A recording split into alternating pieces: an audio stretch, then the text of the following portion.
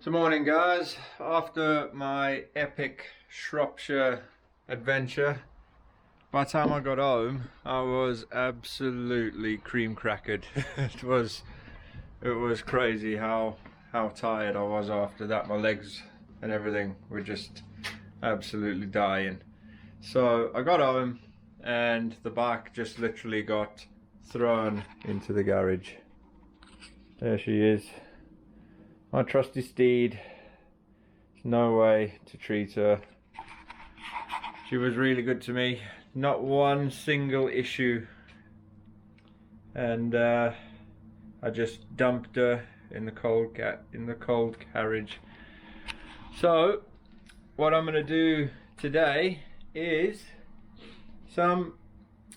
because it was quite a long ride, I'm gonna do a full bike maintenance day and I'm going to record it for you guys. Just what I do after a very long ride like that. Granted, that's the longest one that I've done in a long time. So yeah, so I'm gonna, first of all, she needs a good wash, so that's where I'm gonna start. I'm gonna give her a good wash and then I'll start degunking all the chain, the cassette and everything, and then I'll go through a few ways of how you can check your chain, stuff like that, you know, just basic maintenance, and we'll do that. But look at this baby over here.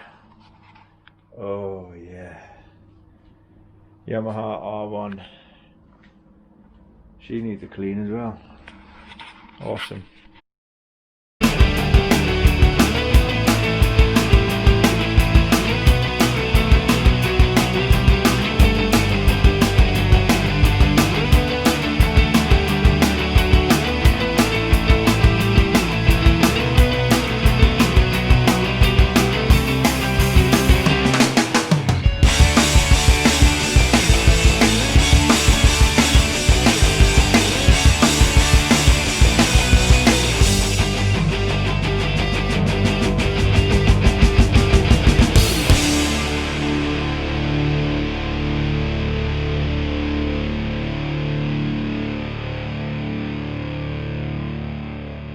Bike's clean, washed, did that through time lapse.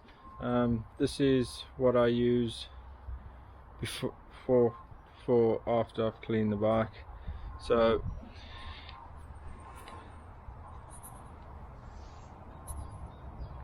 that is everything that I use. Brake cleaner, and then I've used that towards the end of the time lapse there just to get all the crap off the grease, all the crappy grease off of the chain ring and the cassette, and that's how it comes out, spotlessly clean. So now what I do is I'll re-lube the chain up, and then I will, once I've done that, take all the excess off and then use the brake cleaner to make sure that I haven't got any of the chain lube on my brakes, because that would be bad.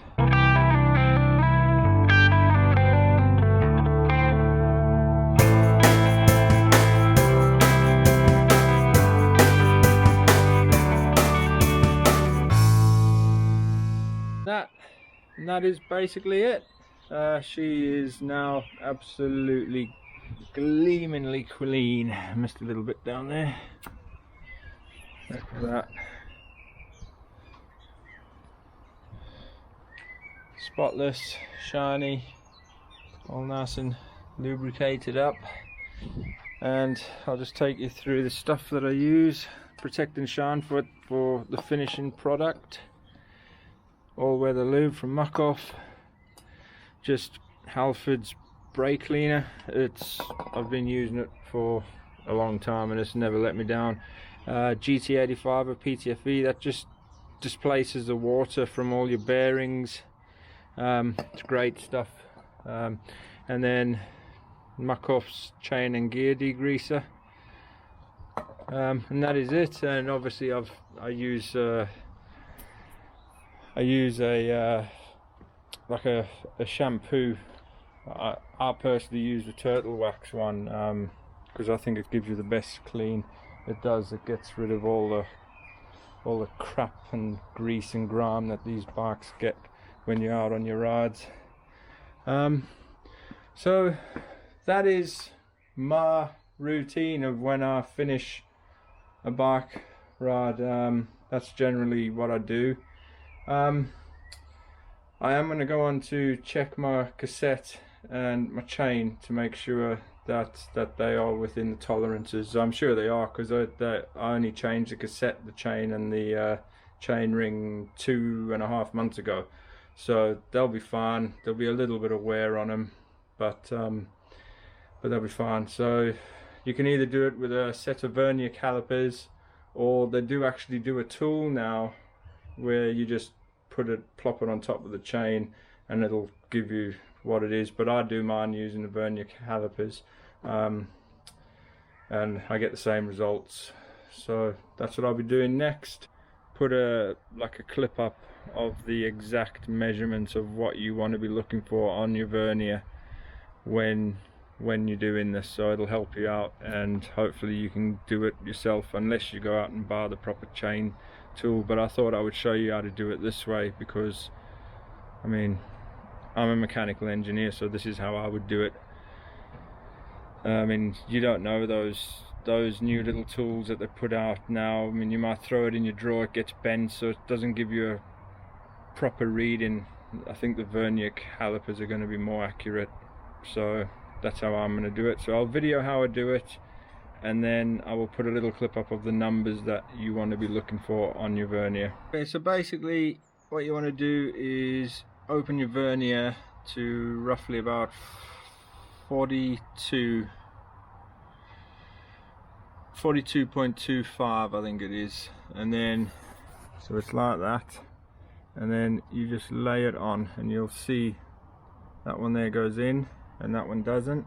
And then what you do is you pull it out until it does, and then you look at your reading, which according to that, mine is only a quarter of usage.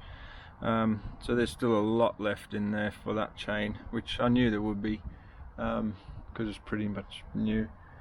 But yeah, I'll post the exact measurements of what you want to be going off, what you want to initially set your Vernier at.